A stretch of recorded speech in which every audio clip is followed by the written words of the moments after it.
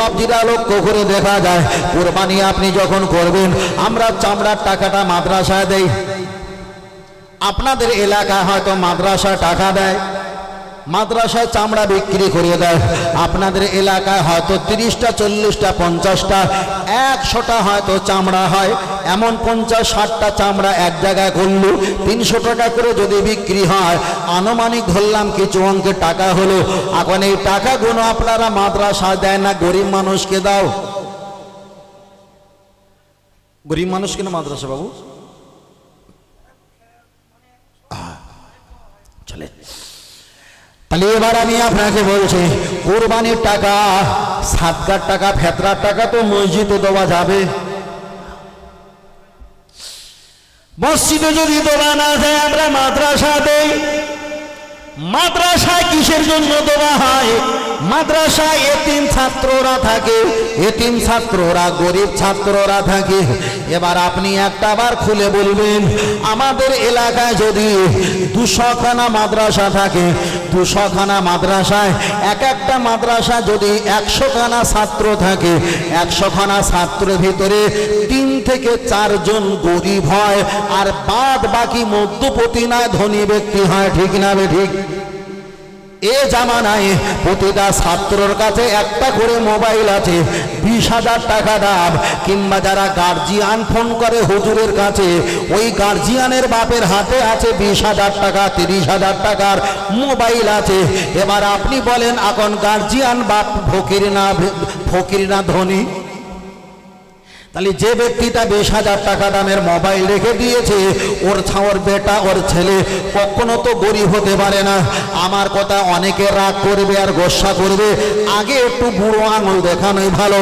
আপনি গোসা করলেন, রাগ করলেন আমার এই কেলা পোড়া। তবে আমাকে 2 মিনিট সময় দাও, একটু ভালো করে খুলে বলছি। আমি আপনাকে বোঝাতে চেয়েছি আল্লাহর কোরআন জানিয়ে দিয়েছে, আল্লাহর কোরআন জানিয়ে দিয়েছে। ও আমার বান্দা জেনে রেখে দাও, আল্লাহর কোরআন বলে দিয়েছে তোমরা যদি এতিমের মাল ভক্ষণ করো, তোমরা যদি ইন্নামা ইয়াকুলুনা ফি বুতুনিহিম নারা, আল্লাহর কোরআন বিবরণ দিয়ে বলেছেন যারা এতিমের মাল ভক্ষণ করে ফি বুতুনিহিম নারা, আমার আল্লাহ তাদের জিহ্বাটা, চেহারাটা, বদনটা জাহান্নামের ভিতরে ঢুকিয়ে জাহান্নামের আগুন তাদেরকে ভক্ষণ করাবে। তাহলে এবার আপনাকে খেয়াল রাখা দরকার, এতিমের মাল যদি ভক্ষণ করে আমার আল্লাহ জাহান্নামের আগুন তাকে ভক্ষণ করাবে। কি পীর সাহেব আর কি পীরজাদা, কি ইমাম, কি মুয়াজ্জিন, কি বক্তা, কি হাজি, কি মাওলানা, কি হুজুর, কেউ যদি এতিমের মাল ভক্ষণ করে, আল্লাহর কোরআন বলছেন ইন্নামা ইয়াকুলুনা ফি বুতুনিহিম নারা, আমার আল্লাহ জাহান্নামের ভিতরে, নারা মানে আগুন, নারুন মানে আগুন, ওই আগুনটা তাদেরকে ভক্ষণ করাবে। এখন আমাদের এলাকায় কোরবানি হয়েছে 50টা। এখন শিক্ষক এসে বলছে চামড়াগুলো আমাদের মাদ্রাসা দিতে হবে। মাদ্রাসা দিতে হবে কি হবে না এর বিপক্ষে আমি নয়, আমার কথা হলো একটা, চামড়ার হক কারা, মধ্যপতি না ধনী না গরিব? গরিব। কিন্তু আমি আপনাকে বোঝাতে চেয়েছি আমাদের সমাজে তো গরিবের সংখ্যা কম না বেশি? কম না বেশি? আমাদের সমাজে গরিবের সংখ্যা কম। এবার আপনি বলেন আমাদের মাদ্রাসা দেখা যায় চামড়ার টাকা এসেছে 10,000 টাকা, এটা গরিবের টাকা। এবারে একে তাহালিল করা হচ্ছে। তাহালিল মানে কি? এই 10,000 টাকা শিক্ষক নিয়ে একটা গরিব ছাত্রকে ডাকলো, এখানে এসো, এই টাকাটা তোমায় দান করে দিলাম, আর তুমিও সকলের কাছে গিয়ে বলবে আমি 100 টাকা নিলাম আর বাদ বাকি 9,999 9,900 বলেন 90 টাকা, যাই হোক 900 টাকা আমি এই মাদ্রাসায় দান করে দিলাম। এবার বলেন বাচ্চাটা যদি 100 টাকা বার করে নেয় 10,000 টাকার ভিতরে, আর টাকাগুলো দান করে দিতে হবে, শিখিয়েছে কে? শিক্ষক আর মাস্টার শিখিয়েছে। এবার বলেন কোনো স্ত্রী যদি তালাক দেয়, আর তালাক দেওয়ার পর যদি সেই স্বামী পুরোনায় যদি নিতে চায়, শরীয়তের মাসলা হলো 3 মাস 10 দিন অথবা 4 মাস 10 দিন তাকে বাড়িতে বসিয়ে ইদ্যত পালন করো। 3 মাস 4 দিন অথবা 4 মাস 10 দিন যখন হয়ে যাবে, আবার ওই পুরোনা স্বামীর সঙ্গে যদি বিবাহ করে, অন্য ব্যক্তির সঙ্গে বিবাহ দিতে হবে। তাকে যুক্তি আর চুক্তি দেওয়া যাবে না, আমার স্ত্রী গায়ে হাত দেওয়া যাবে না। তোমার এক রাতে আমি 50,000 টাকা দেবো, দরজার কাছে বসে থাকবো, ভোরের আজান দিলে আমার স্ত্রীকে তালাক দিয়ে বার করে দেবে। আপনি বলেন এটাকে তাহালিল হবে? তাহলে যুক্তি আর চুক্তিতে কখনো তাহালিল হয় না। শরীয়তের মাসলা হলো যার সঙ্গে বিবাহ দেবে, ওটা বুড়ো হোক আর ছুড়ো হোক আর নেড়া হোক আর খোংড়া হোক, স্বামী স্ত্রী তার সঙ্গে মিলন করতে হবেই হবে। তারপরে ওই স্ত্রীকে তালাক দিলে 4 মাস কিংবা 3 মাস 10 দিন পরে আগের স্বামী বিবাহ করবে, এটাই হলো ফতোয়া। তাহলে স্বামী আর স্ত্রী রূপে 2 রাত হোক আর 1 রাত হোক আর 10 রাত হোক আর 1 বছর হোক মিলন করতে হবে, তারপরে শরিয়ত জায়েজ বলে দিয়েছে। তাহলে যে ব্যক্তির কাছে আমি 10,000 টাকা দেব, তাকে আমি সাত গ্রহণ করতে দেব না। টাকা নিয়ে আবার গিয়ে বলবো টাকা আমি দান করে দিলাম, এটা কোন জাতের ফতোয়া আমার মাথায় আসে না। ধাউকিবাজি হোক সেটা হুজুর, হোক সেটা মাওলানা, হোক সেটা বড় অঙ্কের কোন শিক্ষক, চিটিংবাজি আর ধাউকিবাজি। একটা গরিব বাচ্চা ছাত্র টাকা নিয়ে টোটাল মাদ্রাসায় যারা ধনী ব্যক্তি আছে তাদেরকে খাওয়াচ্ছে। আর আপনি বলেন মাদ্রাসা হালাতে এগুলো খাওয়া জায়েজ? তাহলে মাদ্রাসা হালাতে যদি হারাম টাকা খাওয়া জায়েজ, তাহলে কত বড় কতলা মাদ্রাসায় পড়লে শুকর খাওয়া জায়েজ হবে? এটা বলবে? চলবে না। আচ্ছা, এই বিষয়ে আপনাদের কাছে কেউ বলেছে? কেউ বলেনি। যদি বলে সে বহু পূর্বে বলেছে, আমরা সব ভুলে গেছি। ফের বলছি, মাদ্রাসায় টাকা দেবেন, আমি একবারও না বলিনি, তবে মাদ্রাসায় টাকা যখন দেবেন দেখবেন যে এটা এতিমখানা না এটা ধনীখানা। আমাদের ওই সাইডে আছে, প্রতিদিন বিকালবেলা একটু ঘুমিয়েছি, অটো নিয়ে চলে এসছে। ভালো করে বসবেন, মাইকে কথা বলছি, মাইকে। অটো নিয়ে চলে এসছে। কোথায় থেকে? নাম বলছি না, অমুক জায়গা থেকে। দাও কিছু দাও, দিল। আবার মাগরিবের ঠিক আধা ঘন্টা আগে মাই করা গুছবে, যাওয়ার সময় আবার 2টো বাচ্চা এসে বলছে একটা কোরআন শরীফ দেবে চাচিমা। আলি কোরআন শরীফ কী করে খোকা? তা বলছে আমাদের মাদ্রাসায় পড়বো। আলি কোরআন শরীফ পড়বে? ভালো কথা। মোবাইল থেকে একটা কোরআন শরীফের অ্যাপ বার করিয়েছি, সূরা ফাতিহা পড়তে বলছি, পড়ো। বলছে না, সবে আমরা 1.5 মাস হচ্ছে মাদ্রাসায় এসেছি। তোর বয়স হয়ে গেছে, বিয়ে দিলি মানে 3টে পাঁটা এক রাত্রে হবে, আর তুই এখন মাদ্রাসায় এসেছি? মানে ওরে ভাড়া করে নিয়ে এসছে, প্রতিদিন দেবে ওরে 300 টাকা করে। পাঞ্জাবিগুলো কিনতে পাওয়া যায়, পুরনো যা আছে ওই পাঞ্জাবিগুলো 7-8টা ছেলের ভাড়া করে নিয়ে যে প্রতিদিন 200-300 টাকা করে দেবে। ওরা দেখা হলি চাচিমা কোরআন দাও, চাচিমা এতিম আমি খেতে পারিনি, জামা দাও, এ দাও সে দাও, 14 গোষ্ঠী নিয়ে অন্তত সপ্তাহে অন্তত 8খানা 10খানা এরকম গাড়ি ঢোকে। আপনাদের এলাকার দিকে মানে আসে না, এদিকে আসে। মারাত্মক জালিয়াত। আচ্ছা আপনি বলেন এটা কি ধেলকিবাজি না? তা কি ধেলকিবাজি না? এবার বলেন, ওরা যদি বলে আমরা আমাদের মাদ্রাসায় কুরবানির টাকা দেবে, সারা রক্ত তো হারাম রক্ত চুষে খেয়েছি, কুরবানির টাকা পাশে আমার সাইফুদ্দিনের মা অসহায়, টাকার বিনিময়ে ঔষধ কিনতে পারে না, টাকার বিনিময়ে ঘুমের বড়ি না খেয়ে খেয়ে সারা রাত জাগ্রত হয়ে চোখ মুখ ফুলে যাচ্ছে। এবার বলে মাদ্রাসা টাকা দেবো না চাচিকে দেবো? কথা বোঝাতে পারেনি? মাদ্রাসা দেবো না চাচিকে দেবো?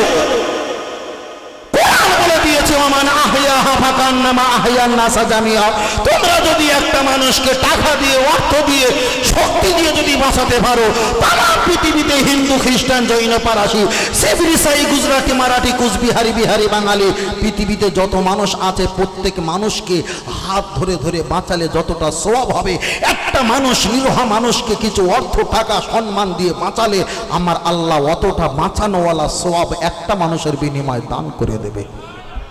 কিন্তু বর্তমান সমাজে চলছে তো মাদ্রাসার নামে ভেলকিবাজি।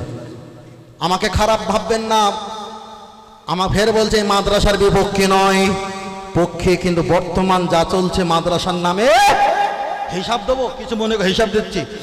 একটা মাদ্রাসা থেকে যদি 5টা গাড়ি বার হয়, একটা গাড়িতে অটো নেবে কত? স্বল্পিনে অটো চলে 600 টাকা, মাইক নেবে কত? 300 টাকা। কত হলো? 6 আর 3 900 টাকা। আর যিনি হাঁকবে আর যিনি লেবার টেবার রেখে দেবে ওদের মিলিয়ে হলো 600 টাকা কি 700 টাকা। ধরে নিলাম 1500 টাকা চলে গেল। প্রতি অটোইলে ওরা হাঁকলে এদিক ওদিক করলে নিম্ন সংখ্যা 2800 2900 এরকম একটা 3000 টাকার কানাকানি ওরা নিয়ে চলে যায়। তাহলে একটা মাদ্রাসা যদি প্রতিদিন যদি 1000 টাকা করে আসে, যদি 5টা অটো চলে, প্রতিদিন কত হচ্ছে? 1 মাসে কত হচ্ছে? 1 মাসে কত ভাই? 1.5 লাখ টাকা। কত হচ্ছে হিসাব পেয়েছো? আমি একটা গাড়িতে 1000 টাকা ধরেছি, 1.5 লক্ষ টাকা করে একটা মাদ্রাসায় আয় হচ্ছে মাসে 1.5 লাখ। এতিম কেউ নেই। সাইফুদ্দিনের বড় সমন্দির খালাতে বোনের ভাইজের মেজে চাচা শাশুড়ির মেয়ের ছেলে এসেছিল, সেও এতিম না, তার দেখভালের দায়িত্ব তার মামাতে বোনায় নিয়েছে। সেও এতিম। জামা দেয় তার মামাতে বোনাই, টুপি দেয় মামাতে বোনাই, খাওয়া খরচা দেয় মামাতে বোনাই, হাত খরচা দেয় মামাতে বোনাই, ঈদে বস্ত্র দেয় যেমন মামাতে বোনাই, আবার বাড়ি বাড়ি কিছু ভালো মন্দ রান্না হলে আবার মামাতে বোনাই বাইকে করে পৌঁছে দেয়। এখন ওকে এতিমের খাতা লিখবো না ধনির খাতা লিখবো? তাহলে এখানে দেখাচ্ছে একরকম স্যাম্পল মাল আর ভিতরে হচ্ছে আর একরকম স্যাম্পল। এবার বলেন মাদ্রাসার প্রতি আমাদের সম্মান আর ইজ্জত বাড়ছে না কমছে? কমছে। কেন কমছে? কিছু টুপিওয়ালা কুমির মার্কা লুভি ব্যক্তির কারণে। ঠিক না বেটি? টুপিওয়ালা কিছু লুভি আছে, কোনো দিকে কিচ্ছু না, বাড়ির সঙ্গে একটা দেয়াল তৈরি করে দিয়েছে। আমি জিজ্ঞাসা করলাম, আমি জানি মাদ্রাসার সেক্রেটারি কে? বলছে আমি। তাহলে ক্যাশিয়ার কে? বলে আমি। বলি সভাপতি কে? বলে আমি। বলি ভালো। তাহলে আজরাইল হচ্ছে সম্পাদক, জিব্রাইল হচ্ছে সহ সেক্রেটারি, মেকাইল হচ্ছে ক্যাশিয়ার। জীবনে ওর কাছে যেতে পারবো না, হিসাবও নিতে পারবো না। এখন ওর বাড়ির উপরে মাদ্রাসা করেছে, প্ল্যান করেছে ঘরের মতো। যেই দেখবে ছাত্র ছাত্রী কিছু নিয়ে চাঁদা কালেকশন হয় না, তখন মাদ্রাসার বোর্ডটা ভেঙে চুরি একাকার করে দিয়ে তখনও ছোট ভাইয়ের আর মেজো ছেলের ওই জায়গাটা ঘর করে দেবে। আপনি বলেন মাদ্রাসার প্রতি মহব্বত বাড়ছে না কমছে? আমি মাইকে কথা বলছি, আমাদের দক্ষিণ আমি দেখাতে পারি ভাই, কথা বোঝেন না? আমি এতদিন বলিনি, আজকে একটু উগরে দিচ্ছি। এই চামড়ার টাকা মাদ্রাসা দেওয়া যাবে কিনা এই বিষয়ের কিছু প্রসঙ্গিক নেই। ঠিক না বেটি? চলে চলেন, আমি আপনাকে বোঝাতে চেয়েছি, খুব ভালো করে খেয়াল করে শুনবেন। লক্ষ্য করে দেখা যায় এই চামড়ার টাকা আপনি মাদ্রাসা দেবেন না। না, মাদ্রাসা দেবার কথা হাদিস এটা বলিনি। হাদিস তো বলেছে এতিম বাচ্চাকে দাও। হাদিস তো বলিনি যে মাদ্রাসা দাও। হাদিস বলেছে এতিম, অসহায়, দুর্বল, আক্রান্ত যারা দুর্বল তাদেরকে দাও। এবার চলেন, আমি আপনাকে বোঝাতে চেয়েছি, অনেক জায়গায় আমি বক্তব্য নসিহত করেছি, বাবা তোমরা জাকাতের টাকা কোনো মাদ্রাসায় তোমরা যদি না দাও, তোমরা 5টা বছর এরাদা করে নাও, তোমরা জাকাতের টাকা যদি তোমাদের প্রতিনিয়ত 30-40 হাজার টাকা হয়, একজন ব্যক্তি আইসক্রিম বিক্রি করে, ওই ব্যক্তিটা দুর্বল, ওকে যদি 30 হাজার টাকা দেওয়া হয় আর একটা আইসক্রিমের ভ্যান ওনার ছেলের কিনে দিতে পারবে, তাহলে 2 বাপ বেটা আয় করলে 2026 সালে আর গরিব থাকবে। আমি যদি ওই ব্যক্তিকে 30 হাজার টাকা দিই আর ওনার বাড়িতে 50 হাজার টাকা ছিল, ওই 30 হাজার আর 50 হাজার এক জায়গায় করে ওনার একটা মেয়েকে বিবাহ দেবে। এবার বলেন ওই ব্যক্তি কি আর মানুষের কাছে হাত পাতবে? কিন্তু আমাদের সমাজে একটা বদ অভ্যাস হয়েছে, ফেতরার টাকা যদি 60 টাকা হয়, ওই 60 টাকা আমরা 70 জনের করে দিয়ে দেই, ভাগ করে দেই। এদিকে জুতোও হয় না, জুতোর ভিতেও। ঠিক না বেটি? তাহলে জুতো হয় না, জুতোর ফিতেও হয় না। এবার আমি আপনার কাছে বলছি, আমরা আবার যখন জাকাত দিই, আমরা যখন ফেতনা দিই, আমরা শাড়ির দোকানে দেখতে পাওয়া যায়, ওখানে লেখা আছে এখানে ফেতরার শাড়ি পাওয়া যায়, ওখানে লেখা আছে এখানে ফেতরার জামা কাপড় পাওয়া যায়। এখন দোকানে ঢুকলাম, 500 পিস শাড়ি নিলাম, ওই শাড়িগুলো নিয়ে যখন চলে এসেছি, একটা মাকে শাড়ি দিলাম আর একটা চাচিকে শাড়ি দিলাম। আর দক্ষিণ পাড়ায় আবার একটা কর্মসূচি রেখেছে, ওখানে নাম লিখিয়েছে, ওরাও শাড়ি দিয়েছে। আপনাদের মহল্লা দেখা যায় মোহনপুরে, এই মসজিদ মাঠে দেখেছেন একটা জলসা, এখানেও নাম ডেকে ডেকে শাড়ি দিয়েছেন। হিসাব করে পাওয়া যায় 8-10 জায়গায় শাড়ি নিয়ে ওদের শাড়ি 15 খানা হয়েছে, কিন্তু কারেন্টের বিল দেবে এ পয়সা তাদের, ঔষধ কিনবে এ পয়সা তাদের নাই। সারা জায়গায় শাড়ি তুলতে তুলতে পা মোটা হয়ে গেছে, গোদা হয়ে গেছে, ঔষধ কিনে নিবারণ করবে এ পয়সা তার নাই। আপনি বলেন ও কি আগুন দিয়েছেন না পানি দিয়েছেন? তাহলে জাকাতের নামে, ফেতরার নামে যে ভণ্ডগিরি করে শাড়ি আর লুঙ্গি দেওয়া হচ্ছে, এ কি ভালো না খারাপ? ওই শাড়িগুলো লুঙ্গিগুলো ওরা আবার কম দামে বিক্রি করে দেয়। দেখো 50 টাকা একটা লুঙ্গি নাও, না না ও লুঙ্গি ভালো না, আচ্ছা ঠিক আছে তুমি 10 পিস নাও, তুমি 40 টাকা করে দাও। ওই লুঙ্গি কিনেছে হয়তো 200 টাকা করে, ওই লুঙ্গি বাজার থেকে নিয়ে এসে গ্রামে বিক্রি করছে 40 থেকে 50 টাকা করে। আপনি বলেন 1 হাত সেলাই করতে গিয়ে 5 হাত ছিঁড়েছে না ছিঁড়েনি? ওই 200 টাকা যদি ওকে দিতাম উপকার হতো না? হতো না? কত আল্লাহ। ও আমার বাতিরা, চলেন এগিয়ে দেখা যায়, লক্ষ্য করে দেখা যায়। চলেন আমি আপনার কাছে আর একটা কথা বলতে চেয়েছি। আমি কোরবানির কথা বলতে বলতে অনেকটা বিষয় বলে ফেললাম। আপনি মাদ্রাসা টাকা দেবেন তা আমার চায় আসে না, কিন্তু আপনার বাড়ির পাশে একজন ফকির আর ভিখারি আছে। রাত দিন ভোরের আজান দিলে ট্রেন ধরে চলে যায় কলকাতায় ভিক্ষা করতে।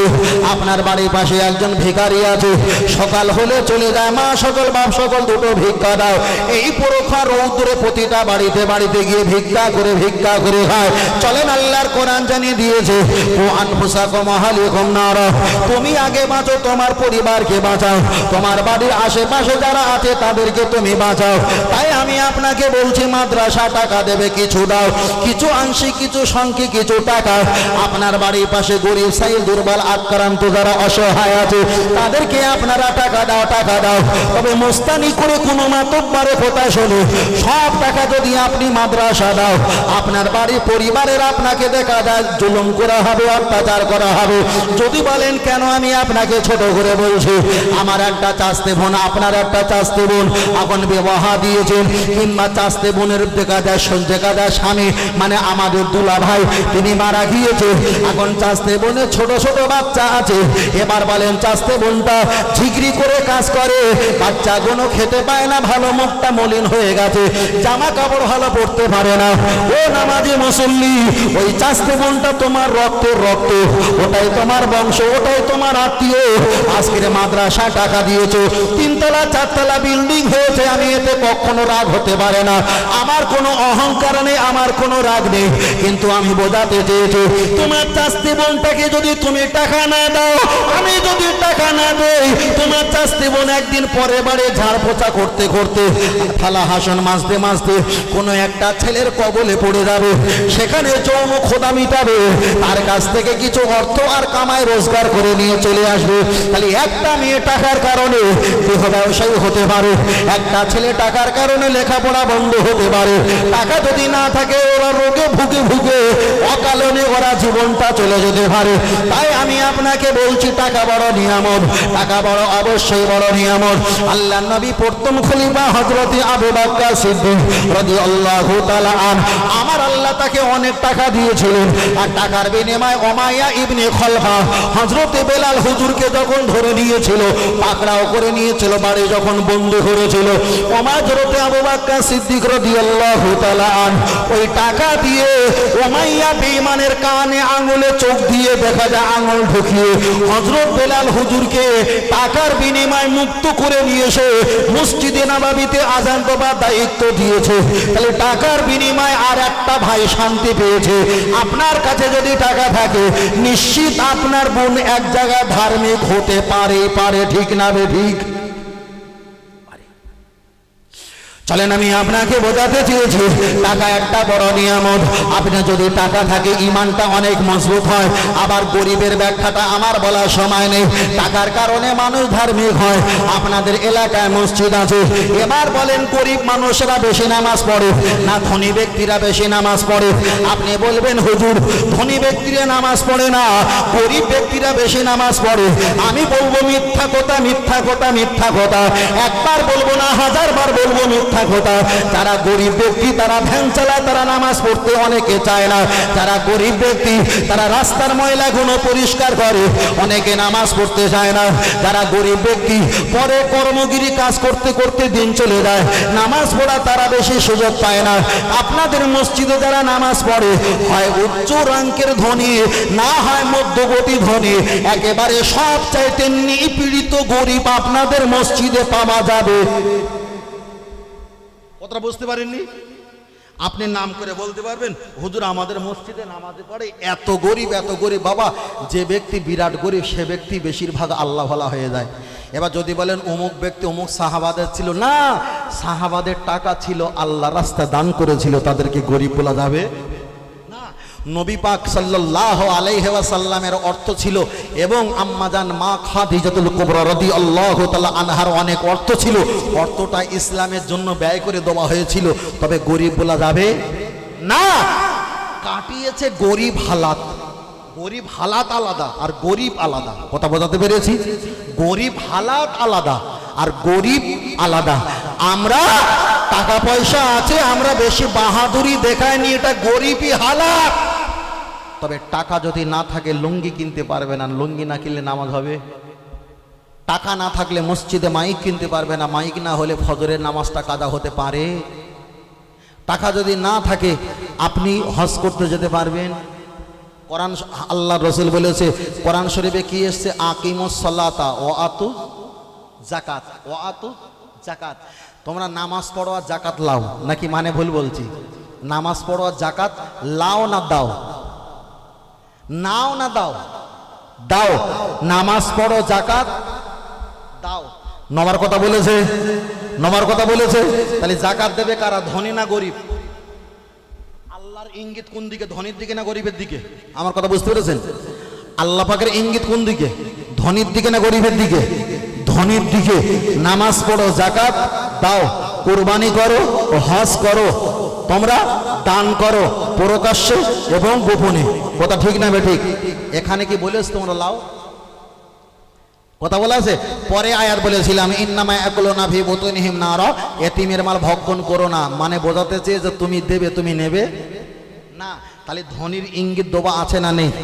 তবে হাদিস শরীফ এসেছে গরিবেরা 500 বছর আগে আল্লাহ দয়া জান্নাত পাবে, এ তো অনেক ব্যাপার আলাদা।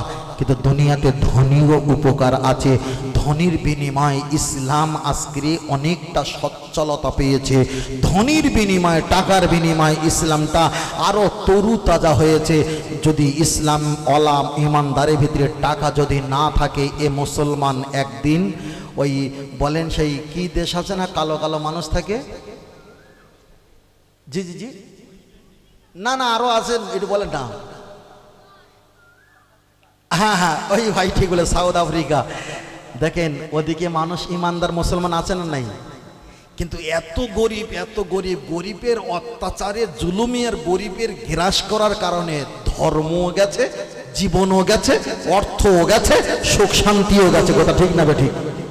তাহলে ধনীর প্রশংসা আল্লাহ করেছে, ধনীর ব্যাপারেও কোরআন হাদিসের ফতোয়া দিয়েছে। তুমি টাকা উপার্জন করো, যাকাত দাও, তুমি কাটাবে ধনী, কাটাবে গরিবই হালাতে, কিন্তু গরিব নয়।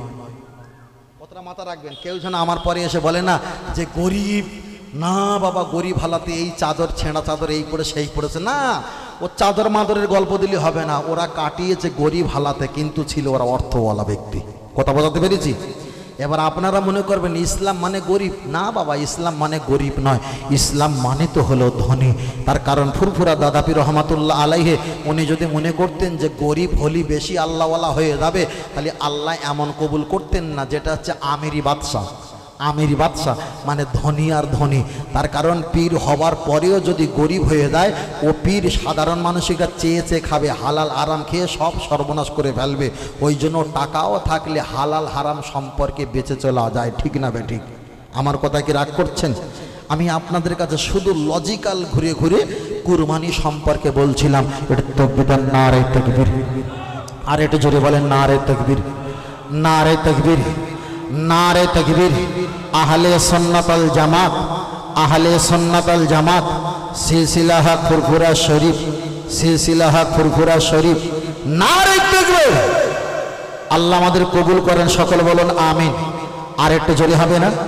আর একটু জোরে হবে না? আল্লাহু আকবার। তাহলে অনেক কথা আপনাদের কাছে বলছিলাম, কষ্ট পাচ্ছেন নাকি? কষ্ট পান না তো? তাহলে কুরবানি আর একটু বলি, মশলা হোক, আজকের এই খাওয়া হোক, রান্না হয়েছে, কি আছে? হ্যাঁ আলহামদুলিল্লাহ। অন্যটা খাবে আল্লাহ।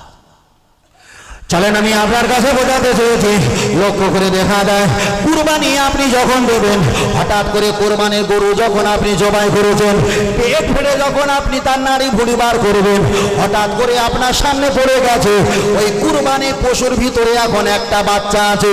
এবার বলেন কুরবানির গোশত খাবেন না ফেলে দেবেন? বড় ভাই তো ফেলে দেবে। ও এখন চলেন আমি আপনার কাছে বলছি, ও বাপজিরা লক্ষ্য করে দেখা যায় এখন কোরবানি পশু যখন জবাই করেছেন, জবাই করার পরে যদি বাচ্চাটা গর্ভে থাকে, এবার আপনি বলবেন হুজুর খাবো না, ফেলে দেবো। কেউ বলবে ফেলে দেবো, আবার কেউ বলবে না না এটা টোটাল গোস্ত খাওয়া যাবে না, ওর বাপ ওর মা ও বাচ্চা টোটাল খাওয়া যাবে না। আবার কেউ বলবে বাচ্চাটা যখন মারা গেছে বাচ্চাটা তুলে নাও, আমরা গোস্ত খাবো। ইমাম শাফি রহমাতুল্লাহ আলাইহি তিনি একটা জায়গায় উল্লেখ করেছেন, তোমরা যখন গরু কুরবানি করবে, গরু কুরবানি করার পর গরুর ভিতরে যদি একটা বাচ্চা থাকে, ওই বাচ্চাটা তোমরা জবাই করে ওই বাচ্চাটা গোস্ত টুকরো টুকরো করে তোমরা গোস্তের সঙ্গে মিশিয়ে তোমরা খেতে পারো। ইমাম আজম আবু হানিফা, আমরা যে মাযহাবের মানুষ, হানাফি মাযহাবের মাসলা, তিনি বলেছেন না না ওটা চলবে না। কোন ব্যক্তি যদি ওই ছোট বাচ্চার গোস্ত খায় ওরা অবজ্ঞা করে খাবে। এবার আপনাদের কাছে একটাই আমি উদাহরণ রাখি, ছেলেরা সম্পত্তি বেশি পায় না মেয়েরা সম্পত্তি বেশি পায়? ছেলেরা সম্পত্তি বেশি পায়, মেয়েরা সম্পত্তি বেশি পায়। এর প্রমাণ হলো আল্লাহর কোরআন। আমার আল্লাহর কোরআন জানিয়ে দিয়েছে, ইউসিকুমুল্লাহু ফি আওলাদিকুম লিযাকারি মিসলু হাজ্জিল উনসাইন। আমার আল্লাহ এখানে ব্যাখ্যা করে বলে দিয়েছে, তোমাদের স্ত্রী, তোমাদের সাথে কাজা স্বামী, তোমাদের ছেলে কিংবা তোমাদের মেয়ে, আব্বা মা যদি মারা যায়, সমান সম্পত্তি ঘর ইমারত বালাখানা যদি থাকে, ছেলে আর মেয়ে ভাগ পাবে। তবে মেয়েরা পাবে দেখা যায় 3 ভাগের 1 অংশ, আর পুরুষরা পাবে 3 ভাগের 2 অংশ। তাহলে এখানে যদি প্রমাণ হয়ে যায় নারীরা যদি কম পায়, পুরুষরা যদি বেশি পায়, এবার আপনি আমাকে একটু বুঝিয়ে বলবেন, আল্লাহ তো ইনসাফওয়ালা, আল্লাহ তো বেইনসাফি নয়। তাহলে মায়েদেরকে কম সম্পত্তি দিয়েছে আর পুরুষদের বেশি সম্পত্তি দিয়েছে, এটাই কি আল্লাহ ঠিক করেছে? এবার তো আপনারা আমরা বলবো আল্লাহ যা করে সত্যকারে ভালোর জন্য করে। এবার আপনি বলেন সবকিছু জানে কে? আর একটু জোরে বলেন, সবকিছু জানে যদি আল্লাহ। এবার আপনাকে বলছি, আমি আপনাকে বলছি, আপনার ছেলে নার্সারি কেজি স্কুলে লেখাপড়া করে, আর ম্যাডাম আপনার ছেলেকে বলছে আহা দেখা যায় আমার ছাত্র, এখানে একটা ফাঁকা ঘর দিলাম আর লেখো 3 আর 3 কত হয়। আপনার ছেলে যদি 3 আর 3 6 না লিখে, যদি আপনার আর আমার মতো ওই ম্যাডামকে যদি বলে 3 আর 3 কত, আল্লাহ ভালো জানে। এবার বলেন আপনার ছেলে কি নাম্বার পাবে? তাহলে সব যদি আল্লাহ জানে কথাটা সত্য, 3 আর 3 কয় হয়, এটা যদি 6 না লিখে যদি ওখানে লেখা হয়, আল্লাহ ভালো জানে আপনার বাচ্চা কি নাম্বার পাওয়া সম্ভব? তাহলে আমার আল্লাহ নারীদের সম্পত্তি কম দিয়েছে, পুরুষদের সম্পত্তি বেশি দিয়েছে, এটা আমি আর আপনি সর্বসময় বিশ্বাস করব। আল্লাহ যাতে রাজি আমরা তাতে রাজি। কিন্তু হিন্দু, খ্রিস্টান, জৈন, পারাসি, শিবির, ইসাই, গুজরাটি, মারাঠি, কুচবিহারি, বিহারি, বাঙালি যারা আছে, তাদেরকে তো আল্লাহ তারা বিশ্বাস যদি না করে, তাদেরকে তো আমার লজিক দিয়ে বোঝাতে হবে না, হবে না? তাহলে তাদেরকে তো বাংলা হোক আর দেখা যায় বাস্তবিক হোক হিসাব করে বোঝাতে হবে। মায়েরা বেশি, মায়েরা কেন কম পায় আর পুরুষেরা কেন বেশি পায়? লজিকের ভিতরে 1 নাম্বার লজিক শুরু করি, আপনারা প্রস্তুতি থাকেন। যিনি চুরি করে, যিনি জাল ফেলে, তার মাছের মাথা দেওয়াটা ভালো না যিনি মাছ কুড়ায় তার মাছের মাথা দেওয়াটাই ভালো?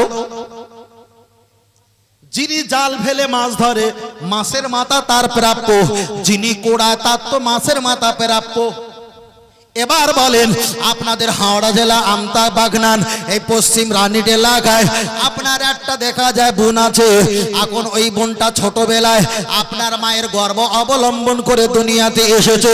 এবার আপনি একটা বার বলেন আপনার মা আপনার মায়ের গর্ভ থেকে একটা বাচ্চা যদি দুনিয়াতে আসে, পাল্লায় ওজন করলো 4 কেজি কিংবা 4.5 কেজি ওজন, ওই মেয়েটা এবার কার আয় রোজগার খাবে? মা তো আয় করতে পারে না, মা তো অসুস্থ হয়ে আছে, মামা ভাগনা তো অনেক দূরে আছে, তাহলে স্ত্রী পাশে তো স্বামী থাকে। তাহলে 4.5 কেজি ওজনের বাচ্চা, টাকা পয়সা, দুধ, ফিটার, সবকিছু, সিলাইন, অক্সিজেন যা কিছু দিতে হবে সব কিন্তু নির্ভর করবে বাপ বাপ বাপ। তাহলে একটা মেয়ে 4.5 কেজি 4.5 কেজি 5 কেজি ওজন থেকে বাপের উপরে নির্ভর হয়েছে। এবার যদি বাপ মারা যায়, ভাইয়ের গলা ধরিয়ে ধরে বলবে ও আমার ভাই, আব্বা মারা গেছে, আমি তোমাকে বাপ বলে বরণ করে নিলাম। ভাই দেখলো আব্বা যখন মারা গেছে, আমি বাপের ভূমিকা পালন করি, তখন বোনটাকে বাপের ভূমিকার মতো বড় ভাই পালন করে। তাহলে বড় বোনটা বাপ ভাইয়ের কাঁধে বসে বসে খায়, বিপদ আপদ সব কিছু দায়িত্ব ওই ভাই নামীয় ছেলেটা নেয়। ভাইটার বয়স যখন বেড়ে যাবে আর বোনটা যখন বড় হয়ে যাবে, ভাইয়ের মতো একটা শক্তিশালী যুবক ছেলে ওই বোনটার সঙ্গে বিবাহের ব্যবস্থা করে দেবে। এবার ওই বোনটা স্বামীর কাঁধে বসে বসে খাবে। তাহলে প্রথমে 4 কেজি ওজন অবস্থায় বাপেরাই খেয়েছিল, ওটা একটা পুরুষ। তারপরে ভাইয়েরাই খেয়েছিল, ওটা একটা পুরুষ। তারপরে বিয়ে স্বামীর আয় খায়, ওটা একটা পুরুষ। স্বামী যদি মারা যায়, বড় ছেলে থাকলে ছেলের আয় খাবে, ওটা একটা পুরুষ। ছেলে যদি মারা যায়, নাতির আয় রোজগার খায়, ওটা একটা পুরুষ। ওই জন্য আমি আপনাকে লজিক দিতে বলেছি এটা। তাহলে একটা মেয়ে প্রথম গর্ভপাত হওয়ার পরে উনি বাপের আয় খায়, দ্বিতীয় ভাইয়ের আয় খায়, তৃতীয় দেখা যাচ্ছে ভাইয়ের আয় খায়, তৃতীয় স্বামীর আয় খায়, চতুর্থ ছেলের আয় খায়, পঞ্চম হলো নাতির আয় খায়। তাহলে একটা মেয়ে যদি মরণ থেকে নিয়ে আর জন্ম পর্যন্ত 5টা পুরুষের কাঁধে বসে বসে খায়, পৃথিবীর কোনো শিক্ষিত মানুষ বলতে পারবে পুরুষের চাইতে মহিলা সম্পত্তি বেশি দেওয়া যাক? বলতে পারবে? ভাই আমার আল্লাহ বলেছে, একথা আমরা নিজ গুণে বিশ্বাস করে নেব, কিন্তু তাকে তো লজিক দিতে হবে। তাহলে একটা মহিলা যদি 5টা পুরুষের কাঁধে বসে বসে খায়, এখন সেই মহিলা সমান সমান দেবে না কম দেবে?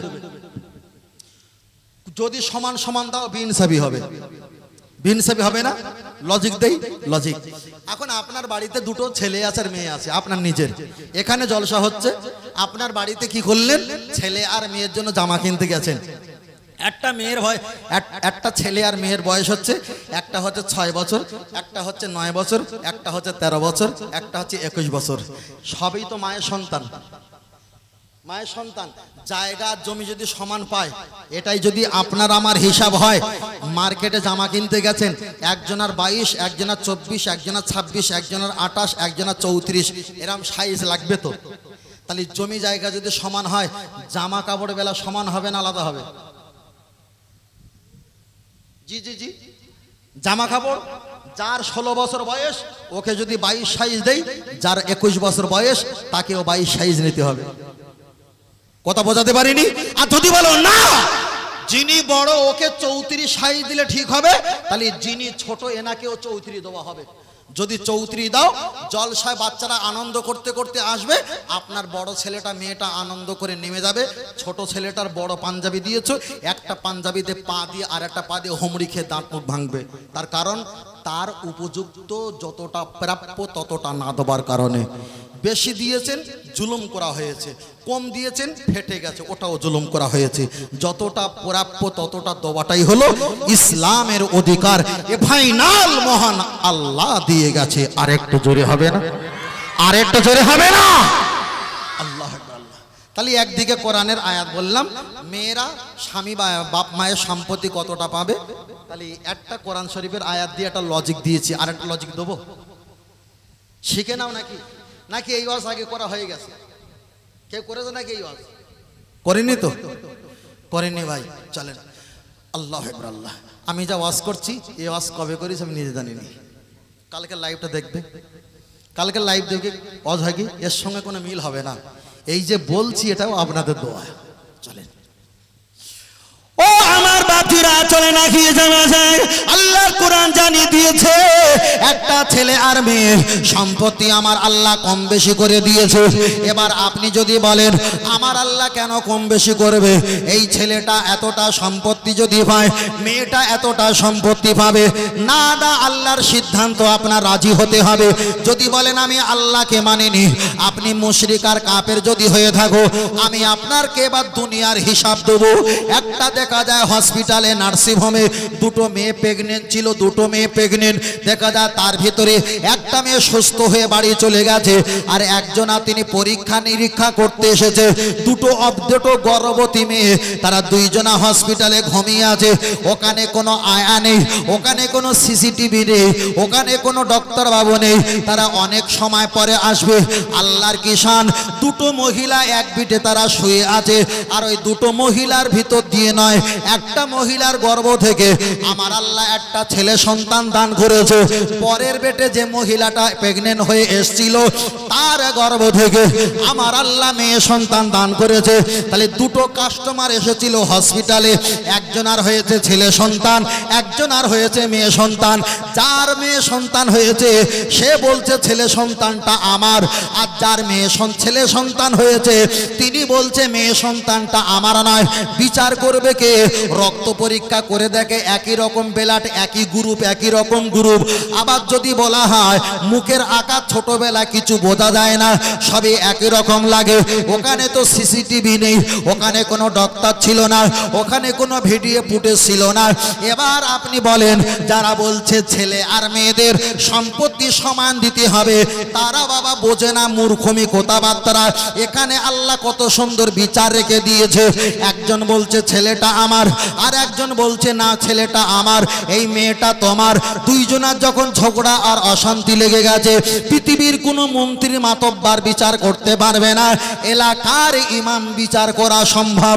এলাকার ইমাম সাহেব বলল, আমাকে একটু সময় দাও। দুটো মহিলাকে এক জায়গায় ডাকলো, বলল তোমার ছেলে এখানে রাখো, তোমার মেয়েকে এখানে রাখো, দুইজনা দুই দিকে চলে যাও। একই রকম একটা পট দেওয়া হলো, একই রকম একটা গেলায় দেওয়া হয়েছে, একই রকম একটা পট কিংবা গেলায় দেওয়া হয়েছে, একই কোম্পানি, একই সাইজ, একই টাইম বেঁধে দেওয়া হয়েছে। ও নারী জাত, তুমি এই কামরা ভিতরে পৌঁছে যাও, আর তুমি নারী জাত এই কামরা ভিতরে পৌঁছে যাও। ডান দিকের বুকের স্থানটা দহন করবে, তোমরা দেখা যায় ভর্তি করবে, আর আমি যখন দরজায় আওয়াজ দেবো তোমাদের দুধ স্থান দহন করাটা বন্ধ করে দেবে। দেখা যায় ইতিহাসে আমরা পেয়েছি, দুটো নারী যখন ডান দিকের স্থানটা নিজ মনে দুধ দহন করছিল, অনেকে দেখা যায় বোতল ভর্তি ভর্তি হয়ে গেছে, দুটো বোতল এক জায়গায় রাখলো। ইমাম সাহেব বলল, এলাকার জনগণ শোনো, দুটো মহিলার ডান দিকের একই স্থান, একই সময় দুটো বাচ্চা সন্তান হয়েছে, একই কোম্পানি গ্লাস পট দিলাম, একই টাইমে দুধ দহন করতে দিলাম। দুইজনা যখন দুধ দহন করেছে, দুইজনা আলাদা টেবিলে রাখো, এ একদিকে গ্লাস, এ একদিকে গ্লাস, দুইজনা রেখেছে। ইমাম সাহেব তিনি পটটা উঁচু করে বলছে, যে পটে দুধ কম আছে এটা হলো মেয়ের মা, আর যে পটে দুধ বেশি আছে এটা হলো ছেলে সন্তানের মা। আর একটু জোরে বলে সুবহানাল্লাহ। যদি বলেন কেন, আল্লাহ তো বলে দিয়েছে আমি পুরুষদের সম্পত্তি বেশি রেখেছি, নারীদের সম্পত্তি কম দিয়েছি। আমার আল্লাহর কোরআন জানিয়ে দিয়েছে, আমার নবী পাক হাদিস শরীফে বললেন, আন-নিসাউ নিসফুল আকুল আও কামা ক্বালা আলাইহিস সালাম। আমার নবী বলছে, মেয়েদের রিজিক কম দেওয়া হয়েছে, ওদের শক্তি কম দেওয়া হয়েছে। পুরুষদের যদি 1 টাকা জ্ঞান হয়, নিসাউ নিসফুল আকুল, মহিলাদের অর্ধেক জ্ঞান করে দেওয়া হয়েছে। তাহলে শক্তির দিক দিয়ে কম, টাকা পয়সা অর্থের দিক দিয়ে কম, বাহুবলের দিক দিয়ে কম, বুদ্ধি মস্তিষ্কের দিক দিয়ে কম, রিজিকের দিক দিয়ে কম। তাহলে যে মেয়েটার, যে মায়ের স্থানে দুধ বেশি হয়েছে, এটা হলো পুরুষ সন্তানের মা। আর যে মহিলার বুকের স্থানে দুধটা কম হয়েছে, এটা হলো মহিলা সন্তানের মা। এ ফাইনাল আমি দেইনি, 1500 বছর আগে আমার আল্লাহর কোরআন দিয়ে গেছে। আর একটু জোরে হবে না? ভাই আমি আপনি যদি সংক্ষেপে বলি, ইসলাম বলে দিয়েছে মেয়েদের এতটা সম্পত্তি, ছেলেদের এতটা সম্পত্তি, কেউ মানবে? কেউ? তাকে তো লজিক দিতে হবে না। এখন পরিস্থিতি আমার কত অসুবিধা হচ্ছে না কি বাবু? তাহলে লজিক দিতে হবে। তাকে যদি লজিক না দিয়ে বোঝানো হয়, তিনি বুঝতে পারবে, তিনি বুঝতে পারবে। এবার বলেন, আমরা ফের একবার জিজ্ঞেস করি, আমরা ধনী না গরিব? বড় ভাই মনে হচ্ছে আর কোনো খবর হবে না। আমরা ধনী না গরিব? ফের একবার একই সুরে গান গেলি হয়, এটা পাল্টে দিতে হয় না? আমরা ধনী না গরিব? ধনী, ধনী তো। ওইটা নেবো না গরিব নেবো? আর ধনী নেবো না গরিব নেবো? কোনটা? গরিব নেবো?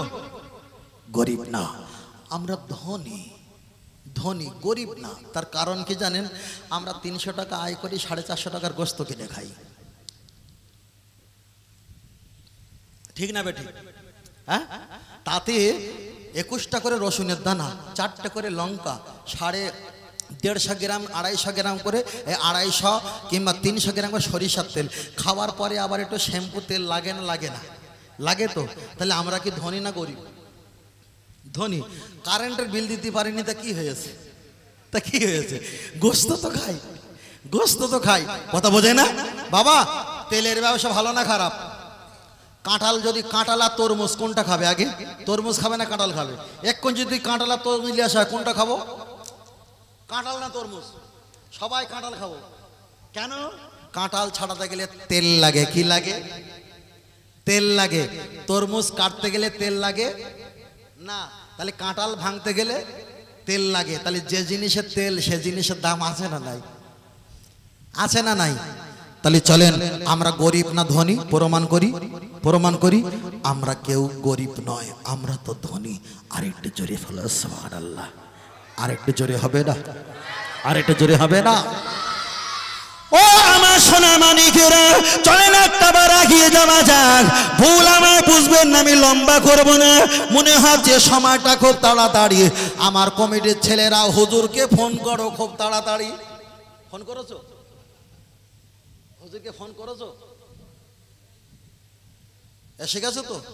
তুই ফাঁকি দিসনি, তোর কথা বিশ্বাস করতে ইচ্ছা হয় না আমার। সত্যি তো? ইনশাল্লাহ তো? ইনশাল্লাহ। চলেন তো তাকবীর, নারে তাকবীর, নারে তাকবীর, নারে তাকবীর। চলেন আমি আপনাকে বোঝাতে চেয়েছি, আমার দিকে তাকান, আমার দিকে তাকান। তাহলে আমরা গরিব মানুষ না ধনী মানুষ?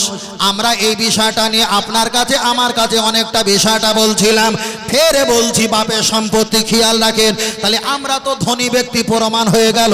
এবার বলবেন জান্নাতে আমরা যাব না যাব না? এ ছেলেরা একটু আওয়াজ দিয়ে বলো, জান্নাতে আমরা যাব না যাব না? কারা কারা যাবেন একটু হাত তুলে দেখাও। মাশাআল্লাহ। আরে যাবো। লজিকটা শোনো, লজিকটা শোনো। আরে লজিকটা শোনো, অসুবিধা কি আছে? দাদু ভাই বলি, হ্যাঁ বলি। আলহামদুলিল্লাহ, আমরা জান্নাতে যাব ইনশাআল্লাহ। এবার বলেন, বাপ যদি মারা যায়, 2 বিঘা যদি জমি রেখে যায়, ঘর বাড়ি রেখে যায়, এখন বাপ মায়ের জমি জায়গা ঘর বাড়ি সম্পত্তির হকদার পাশের গ্রামের লোক হবে না ছেলে মেয়ে হবে? ছেলে মেয়ে বাপ মায়ের সম্পত্তির ভাগদার হয় না হয় না? গল্প আমি করছি না, আমার কথাটা গল্প নিলে আপনার রং আপনার ভুল হবে। আপনি হয়তো লাইফে আর এমন শুনতে পাবে না। অহংকার হলে আমাকে মাফ করবেন, তবে একটা দোকানে মাল খেলে বুঝতে পারবেন না, 2-3টে দোকানে মাল খেলে কার মাল কতটা দামি তখন বোঝা সম্ভব। চলেন একটাবার আগিয়ে যাওয়া যাক। আব্বা মা যদি মারা যায়, আব্বা মায়ের ভিটে বাড়ি জমি জায়গা সম্পত্তি নিয়ে ছেলে মেয়েরা যদি ভাগ বাটলা হয়, এবার বলেন আমাদের আদি পিতা আব্বা মায়ের নাম হলো নবী আদম মা হাওয়া আলাইহিস সালাম। আল্লাহ দুনিয়া থেকে বিদায় নিয়ে চলে গেছে। আল্লাহ তাদেরকে জান্নাত দান করেছিল, কোনো কারণে জান্নাত থেকে বার হয়েছে নাই, আল্লাহ তাদের জান্নাত থেকে বার করে দিয়েছে। আল্লাহ তো তাদের জান্নাত দিয়েছিল। তাহলে বাপ মায়ের সম্পত্তি ছেলে মেয়ে যদি ভাগদার হয়, এ কথা যদি মহান আল্লাহ কোরআনে বলে থাকে, তাহলে আমাদের বাপ মা নবী আদম মা হাওয়া আলাইহিস সালাম জান্নাত থেকে বার করে দেওয়া হয়েছিল। ওই জান্নাতের হকদার আমি আর আপনি ছেলে মেয়ে, আমরা তো জান্নাতের হকদার। আর একটু জোরে বলে সুবহানাল্লাহ। তাই আমার আল্লাহ জিজ্ঞাসা করবে, ও আমার বান্দা টেনশন করিস না, তোমার পরিচয় কি? আল্লাহর বান্দা জবাব দিয়ে বলবে, আল্লাহ আমি গুনাহগার। আমার আল্লাহ বলবে, টেনশন করিস না, তোমরা গুনাহগার হয়েছো, সুম্মাস্তাগফারনি গফারতু লাকা আলা উমালি, আমার কাছে ক্ষমা চাইবে, তওবা পাঠ করবে, আমি আল্লাহ গুনাহকে মাফ করে দেব। আবার আল্লাহর বান্দা বলবে, আল্লাহ আমি গুনাহগার, আমার আল্লাহ বলবে টেনশন করিস না, তোমরা যদি আমার কাছে 1 হাত আগিয়ে আসো, আমি আল্লাহ তোদের কাছে 10 হাত আগিয়ে যাব। আল্লাহর বান্দাকে আবার জিজ্ঞাসা করবে, ও বান্দা কাঁদো কেন বলো? আল্লাহ আমরা গুনাহগার। আমার আল্লাহ বলবে টেনশন করিস না, লা তাকনা তুমি রহমাতিল্লাহ, যতই বড় গুনাহগার হোস না কেন আমার রহমতের দিকে তাকিয়ে থাক। তোদের বাপের সম্পত্তি জান্নাত আছে, আমি আল্লাহ দয়া মায়া যখন করব তোদের বাপের সম্পত্তি জান্নাত, তোদেরকে আমি আল্লাহ তোদের সম্পত্তি ফিরিয়ে দেব। নারে তাকবীর, আহলে সুন্নাত ওয়াল জামাত সিলসিলা হক ফুরফুরা শরীফ ভাইজান হুজুর কিবলা, নারে তাকবীর, নারে তাকবীর। সিলসিলা হক মুজাদ্দিদ জামান, সিলসিলা হক মুজাদ্দিদ জামান, নারে তাকবীর, নারে তাকবীর। আহলে সুন্নাত ওয়াল জামাত, আহলে সুন্নাত ওয়াল জামাত। এটা তাকবীর দেন, নারে তাকবীর। আর একটু জোরে বলেন নারে তাকবীর, নারে তাকবীর। ভাইজান হুজুর কিবলা আওলাদে মুজাদ্দিদ জামান, আওলাদে মুজাদ্দিদ জামান, নারে তাকবীর। কষ্ট না বেজার, দোয়া রেখেছিলাম আল্লাহ যেন সুস্থ হালাতে নিয়ে আসে। যাক বলেন আলহামদুলিল্লাহ। আর একটু সকলে বলেন আলহামদুলিল্লাহ। আর একটু জোরে হবে না? বড় ভাই কিছু বলেন না কেন? হ্যাঁ, বড় ভাই কি পাকিস্তানের লোক না কি বলো দিদি? আলহামদুলিল্লাহ, আলহামদুলিল্লাহ। আল্লাহ কবুল করুন। নারে তাকবীর, নারে তাকবীর, নারে তাকবীর। আওলাদে মুজাদ্দিদ জামান, আওলাদে মুজাদ্দিদ জামান, সিলসিলা হক ফুরফুরা শরীফ ভাইজান হুজুর কিবলা, নারে তাকবীর। ছেলেরা বসে পড়ো, ছেলেরা বসে পড়ো, ছেলেরা বসে পড়ো। দরুদ শরীফ আল্লাহুম্মা, খুব জোরে জোরে পড়ো বাবা। মাশাআল্লাহ, আগিয়ে আসো বাবা, সকলে আগিয়ে আসো। ও আলা আলি সাইয়্যিদিনা। তাহলে আর একবার তাকবীর হবে তো? ইনশাআল্লাহ হবে তো? হবে না শেষ করে দেবো। একছি এ ব্যবসা ভালো লাগে না, খুলে দে বাড়ি যাইছ। এগা একদম রাগ নেই, এগা রাগ নেই। এরা মানে গোস্তর কাতে রসুন দেয় না। আরে রসুন না দিলে কি কচি কাঁচা হয়? এর রসুন দিতে হয় বাবা, রসুন দিতে হবে। রসুন খাওয়া উপকার। আগে মাদ্রাসা ছুটি দিত না, বগলে রসুন চেপে দিত, হুজুর দেখো আমার গায়ে জ্বর এসছে, বুঝলেন না? রসুন কত জিনিস থেকে বাঁচিয়েছে জানো? আর ওই রসুন কি ছাড়া যায়? ছাড়া যায় না, রসুন খেতে হবে, বুঝলেন না? তাই যারা রসুন খায় না তারা একটা হোটেলে একটু চাউমিন খেয়ে বলছে বহুত আচ্ছা লাগতা হয়। ভিডিও ছেড়ে দিয়েছে, ছাগলে পাগলে কুত্তা ছাগলে সব লাইন দিচ্ছে। কথা বোঝেন না? দেখেননি সব? হ্যাঁ দেখেননি? আল্লাহ, তাই তাকবীর হবে তো একটা? মাশাআল্লাহ, নারে তাকবীর। বালিশ লিয়ে আগে ঘুমাতে। আর এটা তাকবীর দেন, নারে তাকবীর। হয়নি, আমার তো 10 মিনিট হায়াত আছে বাবু, অত টেনশন কিসের? আর এটা তাকবীর দেন, নারে তাকবীর, নারে তাকবীর। যা হোক, ছেঁড়া জুতো বুড়ো বাপ যতক্ষণ থাকবে ততক্ষণ লাভ, বেশি জোর জবরদস্তি করে লাভ নেই। দিনকাল ভালো না, সবাই দোকানে সাঁটার তুলেছে, জোর করলে ওই দোকানে গিয়ে মাল খাবে। কথা বুঝেন না? আল্লাহ আমাদের কবুল। দরুদ শরীফ আল্লাহুম্মা, খুব জোরে।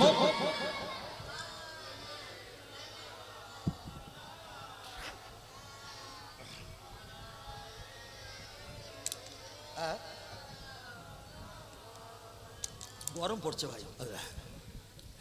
তোমার কষ্ট যত না যিনি সইতে পারে না, ওই নবীজির মহাব্বতে দরুদ পড়িও। ভালো যদি বাঁচতে হয় নবীকে বেশো। আল্লাহুম্মা, জোরে পড়েন বাবা, ছেলেরা পড়ো।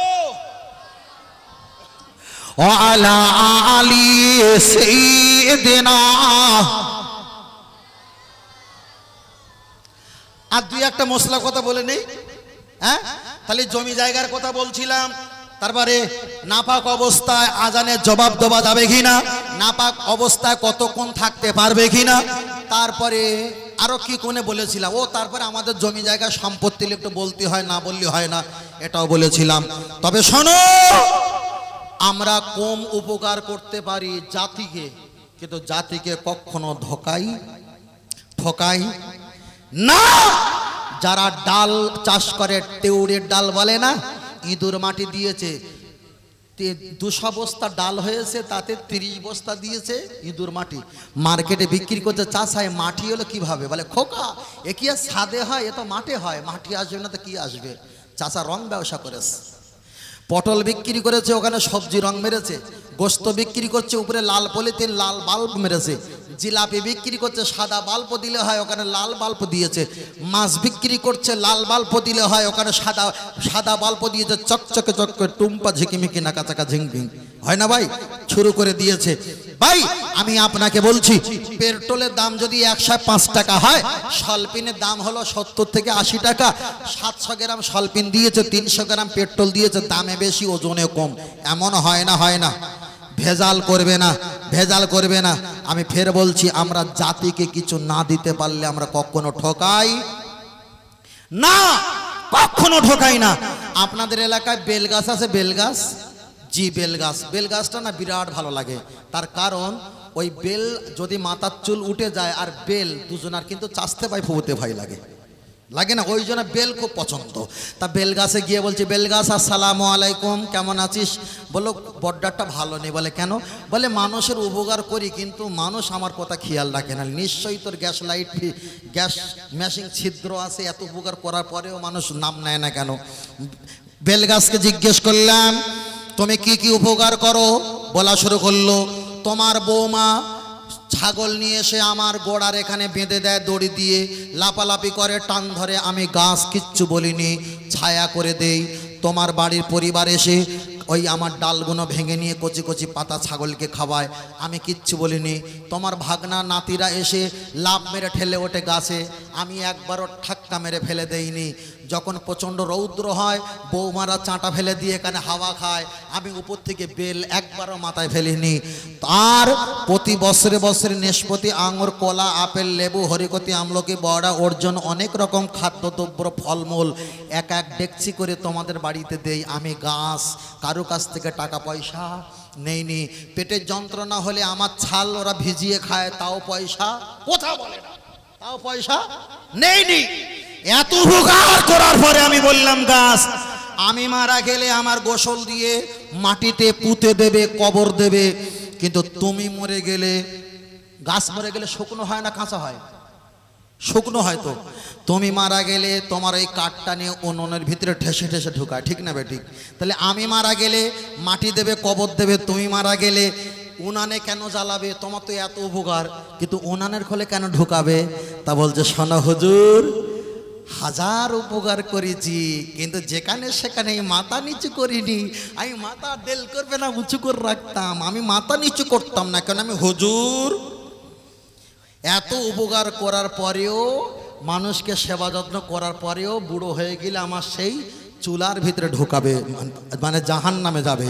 আপনি যতই বড় হুজুর আওয়াজ যেই হও, উপকার একানা করো, কিন্তু ক্ষতি করা যাবে না।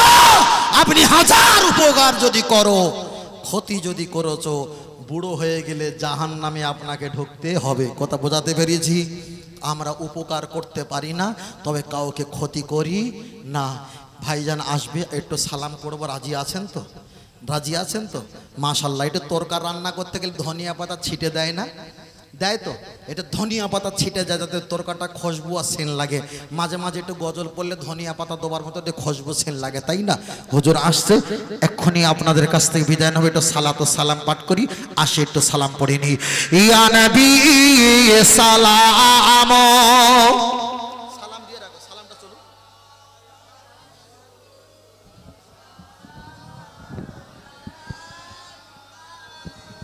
ভেতরে আসো বাবা, থাক থাক, ভিতরে আসো বাবা। সালাওয়াতুল্লাহ জিবরাইল दिला जे आवाज खुले दाओ आसमानेर द्वार एसेছে নবী দিগের সারদার করিবে আল্লাহ পাকের দিদার ইয়া নবী সালাম ইয়া রাসূল জোরে পড়ো ইয়া হাবিব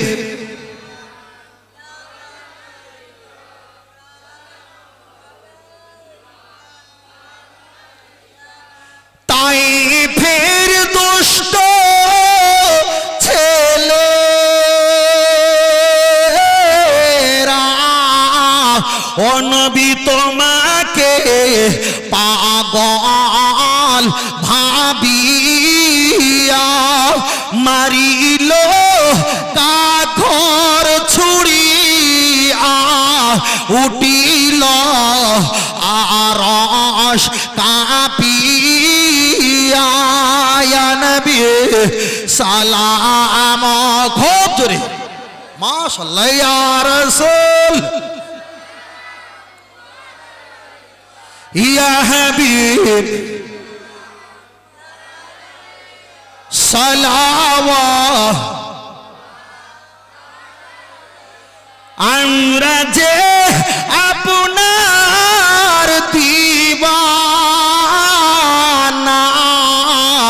ও নবী আপনি যে আমাদের নাজাতের নিশানা কবে যাব রওজা মদিনা পাঠালাম সালামের নজরানা ইয়া নবী সালাম ইয়া রাসূল ইয়া হাবিব